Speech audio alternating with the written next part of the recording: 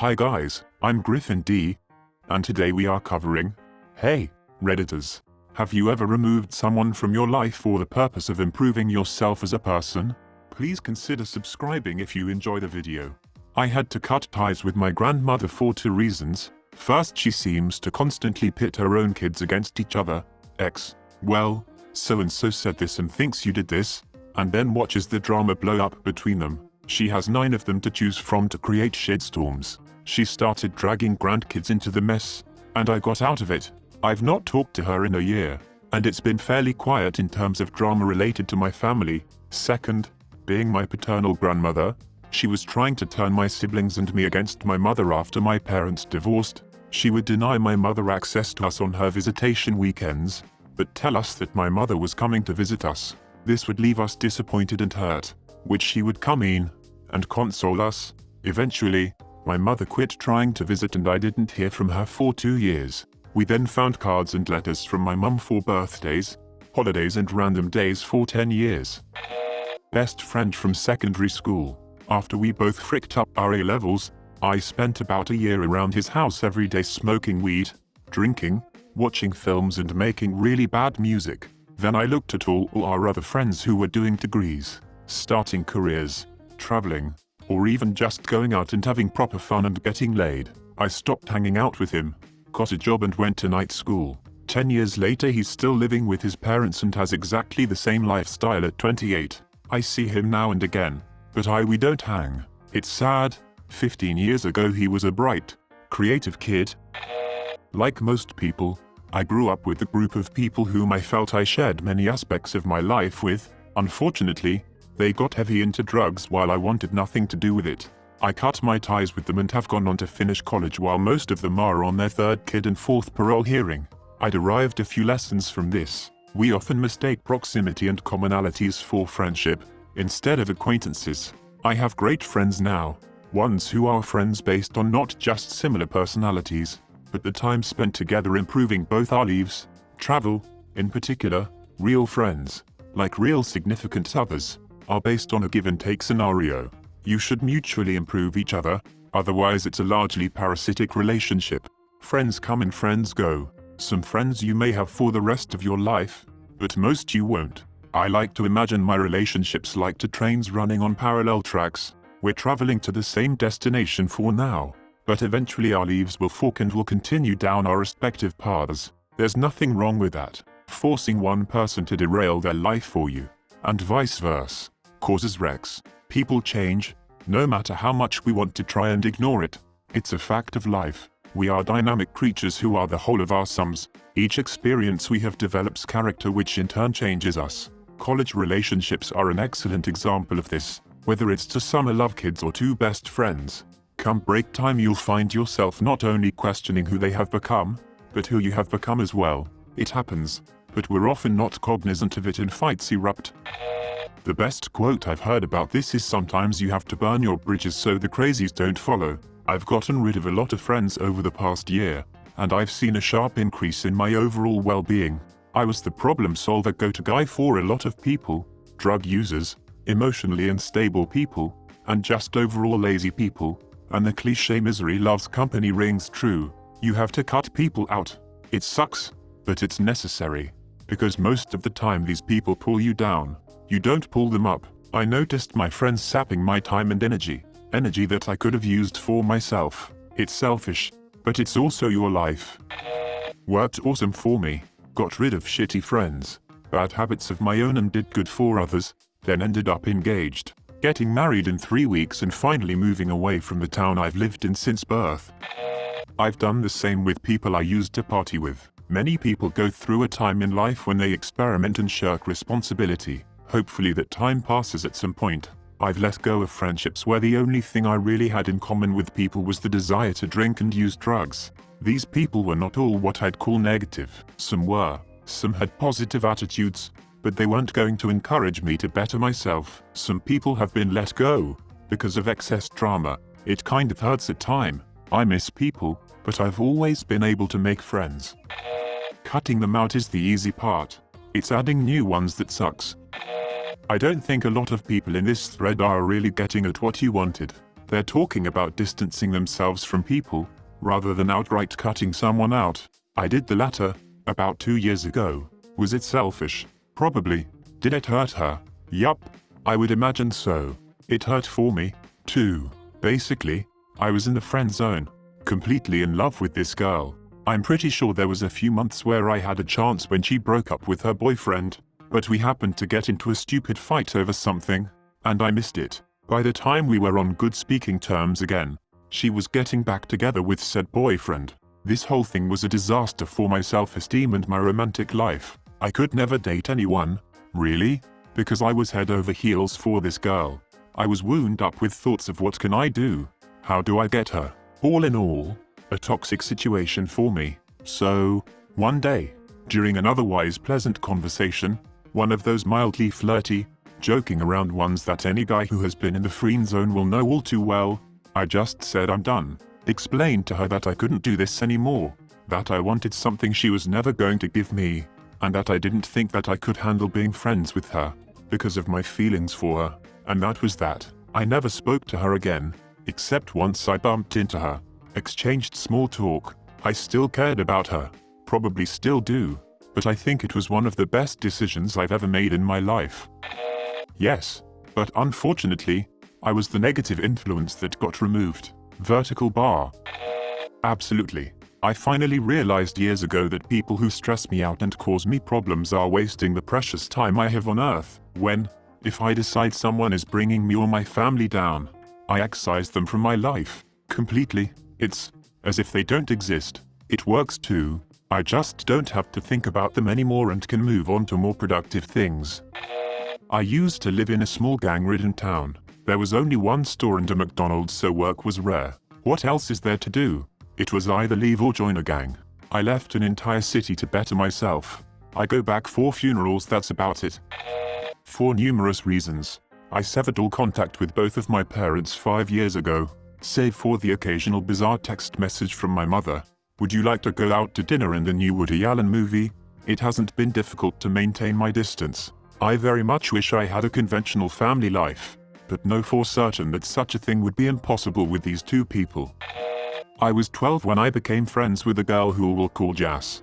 We were both slightly unusual people, but not necessarily outsiders, just two unorthodox little girls who found each other one day. At first I was thrilled by this new prospect, a new friend, a new school. Life was going to get better for me, except it didn't. My old friends, who knew some of the prior antics of this girl, expressed their concerns, which admittedly should have been a huge red flag, but I was, regretfully, completely oblivious. People kept telling me that she was emo and that I shouldn't associate myself with her, but Jas would just laugh and show me her scar-free arms and brush it off as rumors.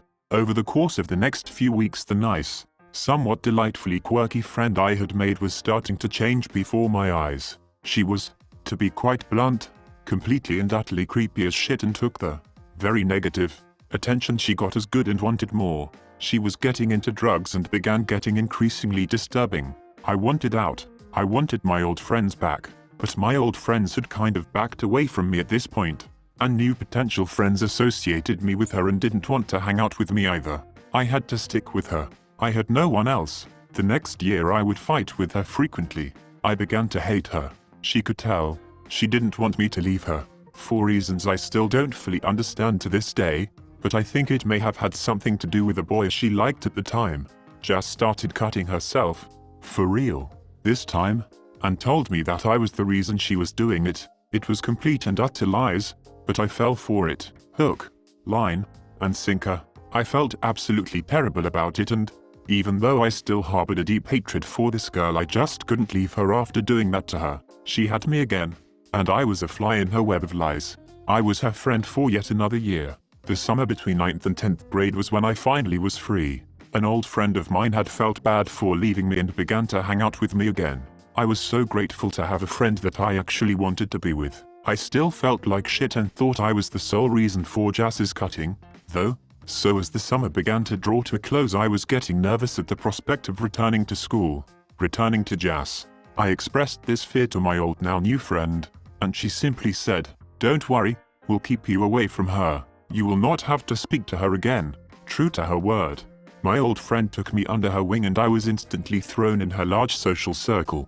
I made so many friends, and the whole time I was amazed at how these new people didn't take advantage of me, that they actually liked me for who I was and didn't have to trick me to keep me around. Hell, within 2 months I had snagged myself a great boyfriend. It was at this point I realized that Jas had lied, that I was at fault for the cutting.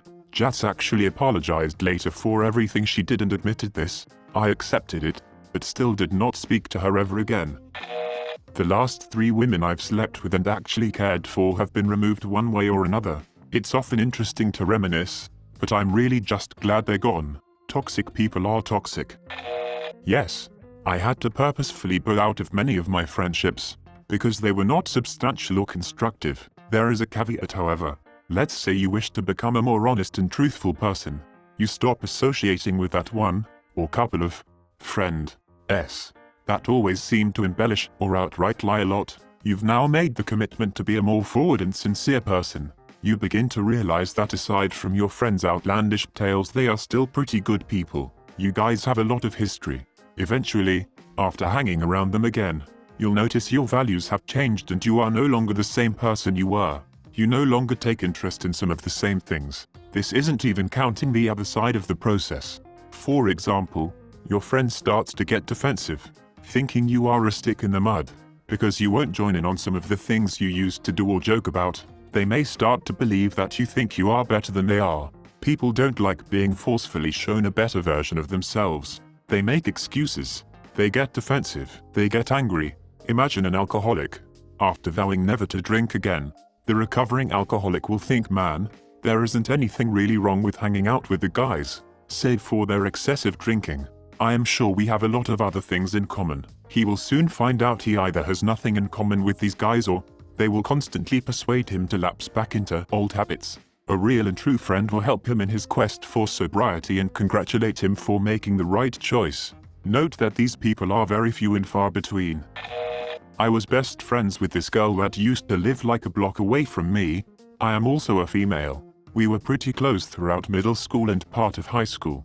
One thing that did bother me though, she was very outspoken and had very high self-esteem. At least that's how she presented herself to others. This made me feel inferior in a way, me being a shy person, and there would be times when I felt like she also saw me as a social inferior.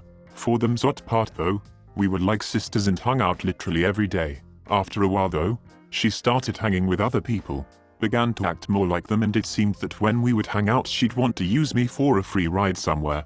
I ended up going out with my now current boyfriend in high school, so he slowly began taking this girl's place. Our friendship pretty much faded, and I saw her in school still, but we didn't really talk. I had assumed that both of us had figured to move on, go our ways and whatnot. Even though I hadn't really made a choice in ending the friendship, I'm glad it happened. I gained a lot of confidence in myself and gained a lot of self-esteem. I remember, towards the end of high school or maybe even shortly after graduating, she sent me a message online claiming that I had been avoiding her and that I was at fault for our parting ways. Didn't want to start anything, so I sent her back a message saying, yes, maybe I was partly at fault, but so was she. Life occurs this way. People come in and out all the time, and she probably has friends now that would appreciate her more than I would. Didn't hear back from her again. Constantly. Websites, people, places, styles, family. I throw anything away that makes me worse. I have released quite a few people over the years. I now try to be with people who I can really communicate with, or people who actually value life. Big drinkers and druggies were the first to go though, although I still occasionally love to get shit-faced, just not too often.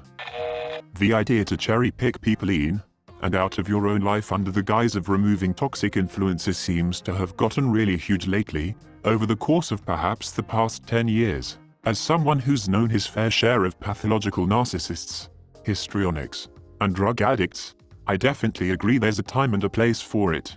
But what I'm personally seeing much more often is people coming to rationalize only choosing company that agrees with them and makes them feel good about themselves due to this conduct having gained mainstream legitimacy, which, in all cases I have observed, appears only to further delude people and do more harm than good. I've taken breaks from toxic people, but I usually try to tolerate them, especially when I see that nobody else is doing it or their associates are just enabling them. What I've had happen far more often is toxic people will employ some self-justifying logic to dissociate themselves from me, specifically, because they don't want company that holds them accountable, even in minimal, helpfully suggestive ways.